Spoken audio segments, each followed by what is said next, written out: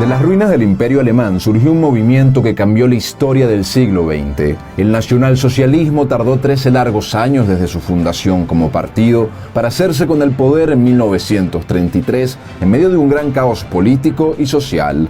Pero lejos estaba Adolf Hitler al momento de ser nombrado como canciller de Alemania, de tener el liderazgo único e indiscutido del país. Los partidos comunistas, socialdemócratas y otras variantes seguían haciendo vida pública. Los conservadores y centristas no eran de fiar. Diversos altos mandos del ejército y del alto empresariado veían aún con desconfianza a Hitler, y el partido de gobierno, el nacionalsocialista, estaba lejos de ser un bloque monolítico, pues tenía facciones más revolucionarias y radicales, como la facción de los camisas pardas, liderada por Ernst Röhm, uno de los hombres más poderosos en la Alemania del momento y fiel servidor de la causa nacionalsocialista, pero que le esperaba un desenlace fatal. ¿Cómo logró Adolf Hitler hacer frente a todas estas amenazas y consolidarse como el caudillo absoluto de Alemania? ¿Cómo enfrentó a la disidencia externa e interna del partido? Hoy vamos a conocer la historia no tan conocida de las polémicas intrigas y purgas de los primeros años del Tercer Reich alemán. Les habla Reinaldo Carrillo, esto es La Nueva Enciclopedia, y les recuerdo que nos pueden dar un gran apoyo para poder seguir haciendo este trabajo, simplemente dejando sus comentarios, dándole me gusta a este video y compartiendo el material con todos sus conocidos. Abajo también pueden conseguir un enlace del Patreon, donde cualquier colaboración es más que bienvenida. Sin más nada que agregar, empecemos. Tras la derrota de Alemania en la Primera Guerra Mundial, la nación pasa de ser una monarquía con condición de imperio a ser una república parlamentaria. Este periodo, llamado como la República de Weimar durante los años 20, estaría marcado por una profunda depresión económica, deterioro social, cambios de gabinete constantes y una creciente confrontación política en las calles. Liberales, socialdemócratas, conservadores, socialistas, anarquistas, entre otros, se disputaban el poder encarnizadamente.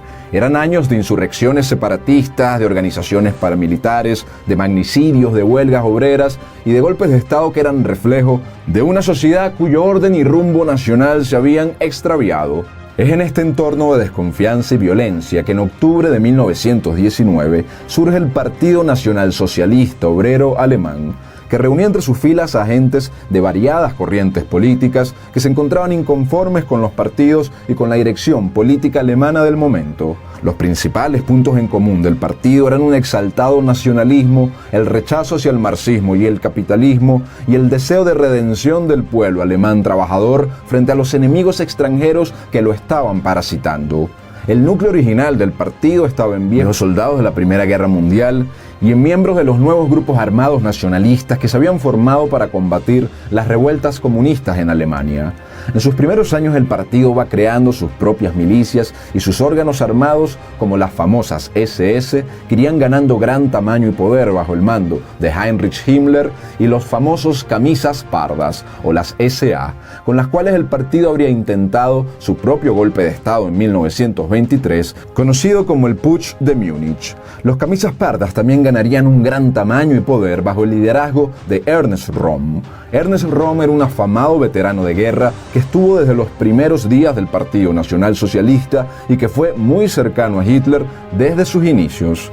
Adolf Hitler, un polémico y efusivo político, fue quien iría tomando las riendas del partido para posicionarlo a finales de los años 20 e inicios de los años 30 con un crecimiento meteórico como una de las más importantes fuerzas políticas del país. Pero no era un movimiento totalmente unificado, pues existían serias pugnas internas por decidir el rumbo que tomaría el partido. Había un ala izquierda del Partido Nacionalsocialista al mando de Gregor Strasser, que era de corte más socialista y anticapitalista. Gregor Strasser era, después de Hitler, la segunda gran figura que le disputaba el liderazgo en el Partido Nacionalsocialista.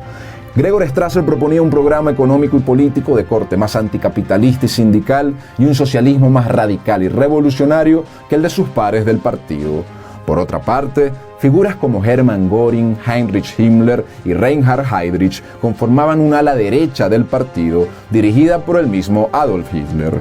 Era una facción más cercana al ejército y a los sectores políticos conservadores. No eran liberales ni capitalistas, pero estaban más abiertos a conciliar con la burguesía y con la vieja aristocracia alemana. Originalmente compaginaban ideas como la oposición al socialismo marxista, el desprecio por elementos considerados como extranjeros para la cultura alemana, la restauración del imperio alemán y la idea de poner la economía al servicio de los intereses nacionales mediante la dirección estatal. Finalmente había una tercera facción del partido conformada por los camisas pardas y dirigida por Ernst Röhm. Esta facción realmente se declaraban y se comportaban leales a Adolf Hitler, pero eran más radicales respecto a los cambios que creían que debían hacerse en Alemania. Por ejemplo, creían en el desplazamiento total del antiguo alto mando del ejército y de gran parte de la antigua aristocracia alemana. El Partido Nacional Socialista en 1932 ya había logrado la mayoría del voto popular, pero no lograba la mayoría parlamentaria para formar gobierno. Reinaba en la calle el caos político y económico. Para 1933, el presidente del gobierno alemán era Paul von Hindenburg y el canciller de Alemania era Kurt von Schleicher, el último canciller de Alemania antes de la llegada del Führer a dicho puesto. No adscrito a ningún partido, el canciller von Schleicher hace una maniobra que buscaba poner a Gregor Strasser, del ala izquierda del Partido Nacional Socialista, como el nuevo vicecanciller de Alemania en reemplazo de Franz von Papen, que era un importante político de corte conservador y aliado del nacionalsocialismo. Pero la maniobra no da frutos, pues en las elecciones de 1932 el ala de Hitler se afirmó como la mayoritaria dentro del Partido Nacional Socialista y Gregor Strasser decide simplemente apartarse y alejarse de la política. Hitler se alía así con Franz von Papen y logra formar una coalición parlamentaria que, junto a la presión de sectores importantes de la sociedad alemana, consiguen que el presidente del gobierno, Paul von Hindenburg, designara a Adolfo Hitler como el nuevo canciller de Alemania para enero de 1933. De esta forma, Hitler forma un gobierno de coalición con ministros nacionalsocialistas y algunos ministros del Partido Conservador. Es en este momento que se iniciaba el proceso que los alemanes han llamado, en su traducción, como proceso de sincronización, en el que inicia el desmantelamiento gradual de la República Liberal de Weimar por la instauración del Tercer Imperio Alemán bajo los valores del Partido Nacional Socialista y el liderazgo de un gran caudillo. Pero al momento de llegar al poder, el proyecto nacional socialista seguía teniendo serias amenazas. Por un lado, los enemigos directos, tales como los grupos comunistas, socialdemócratas y liberales, seguían activos en la política alemana. Por otro lado, adversarios del Partido Conservador y sectores militares del ejército veían con desconfianza a Hitler. Y por último, a lo interno del partido seguía existiendo una disidencia del ala izquierda de Gregor Strasser, por más retirado que estuviese de la política, y al mismo tiempo, mucho más importante aún, había un creciente recelo con el poder que estaba ganando Ernst Röhm como líder de los Camisas Pardas, la organización más numerosa del país con 3 millones de militantes. De manera que el ala derecha de Hitler se puso manos a la obra frente a este cuadro.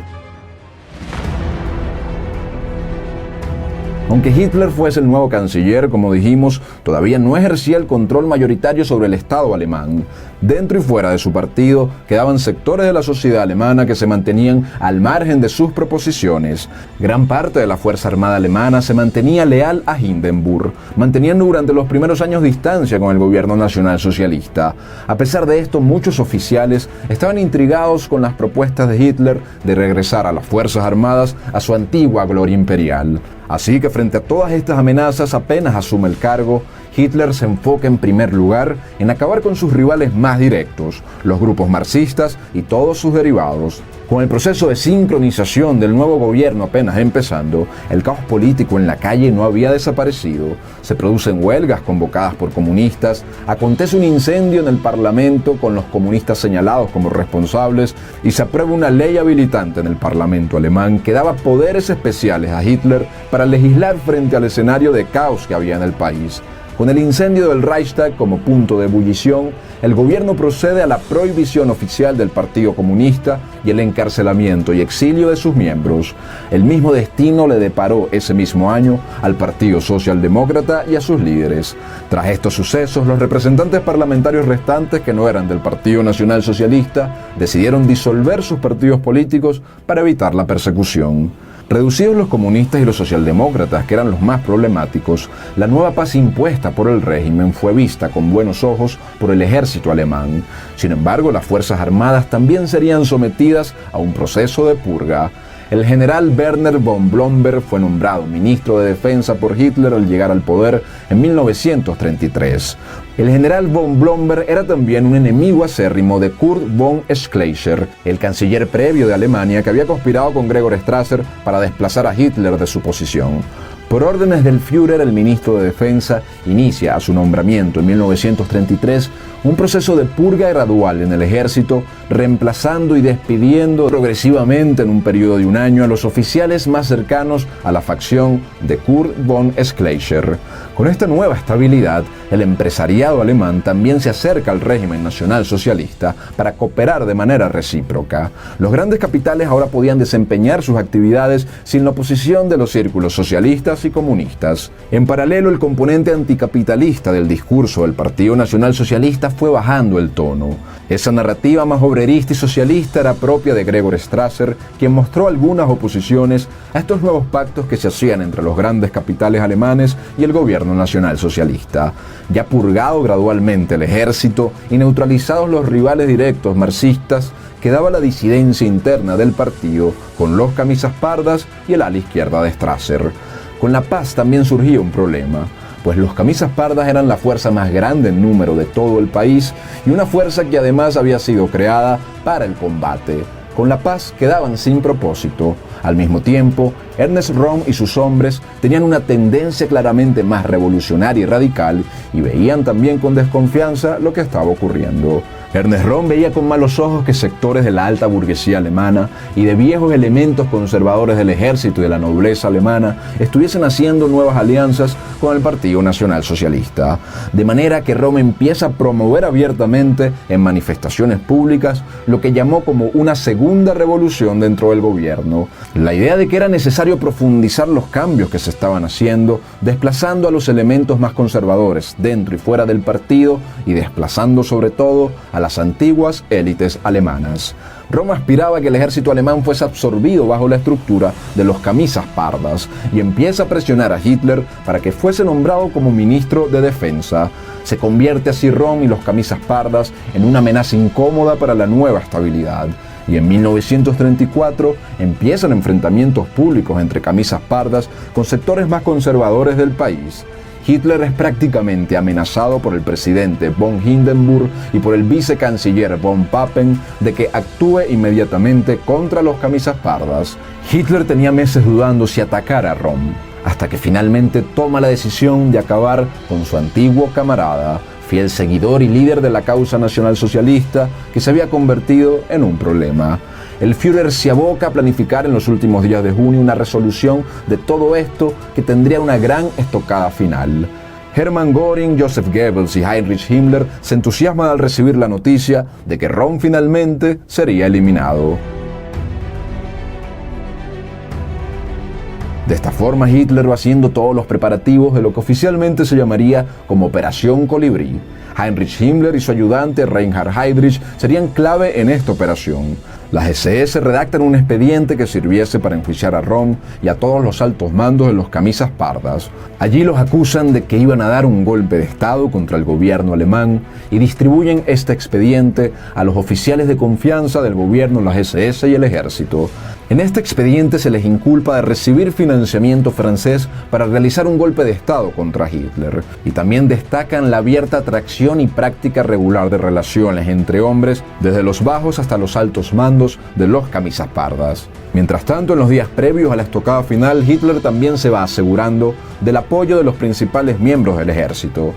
Por su lado, los altos mandos nacionalsocialistas hacen una lista de los miembros de los camisas pardas que debían ser neutralizados en una misma noche, junto con otras personas que no eran camisas pardas, pero que tenían cuentas pendientes y que debían ser neutralizados. A finales de junio, mientras estaba presente en un matrimonio un tanto agitado, Hitler, con una llamada, convoca a los jefes de los camisas pardas a una reunión de emergencia en el Hotel Hanselbauer en Múnich para el 30 de junio de 1934.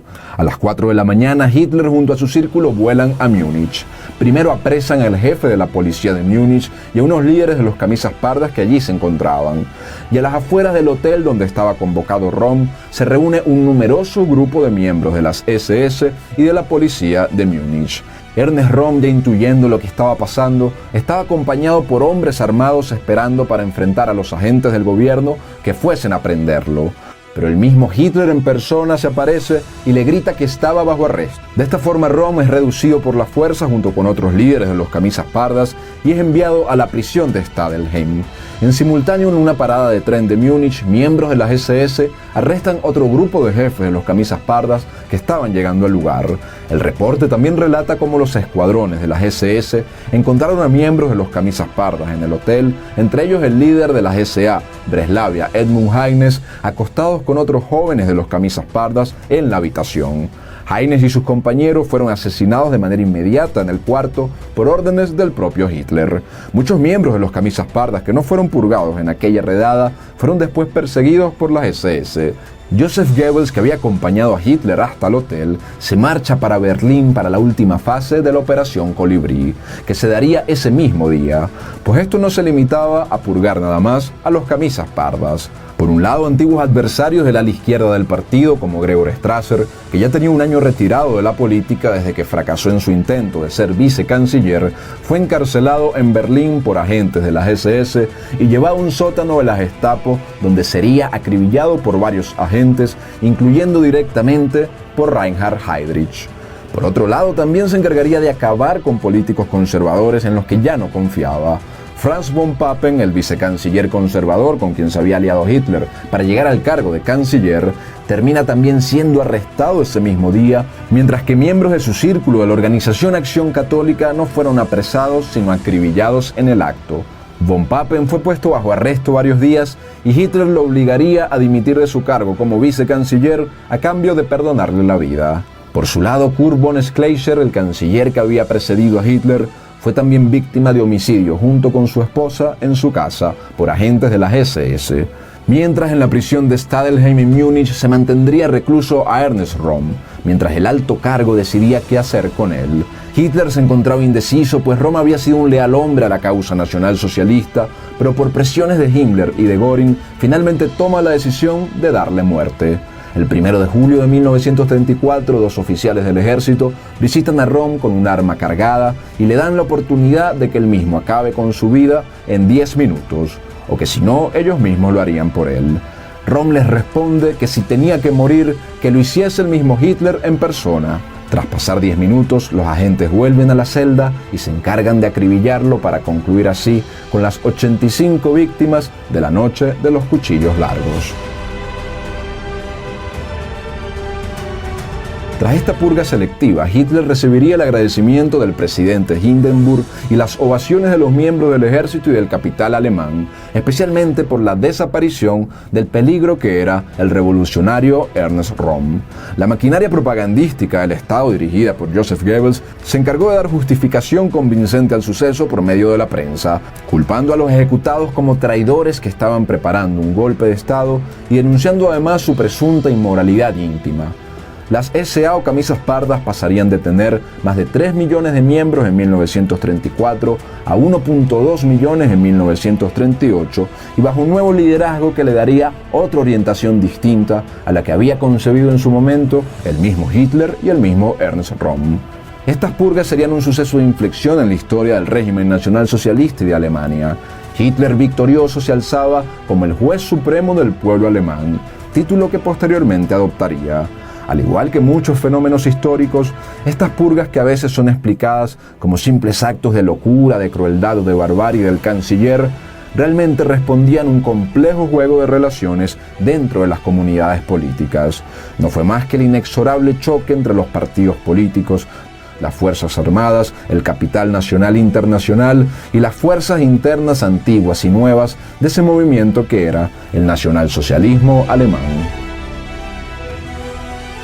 Muchas gracias por haber visto este video, espero que les haya gustado y no olviden que es muy importante para nosotros que puedan suscribirse al canal, dejar sus comentarios, compartir el video, seguirnos en nuestra cuenta de Instagram llamada La Nueva Enciclopedia y sobre todo que nos colaboren en nuestro Patreon con cualquier ayuda que nos puedan dar. Muchas gracias a todos y que Dios los bendiga.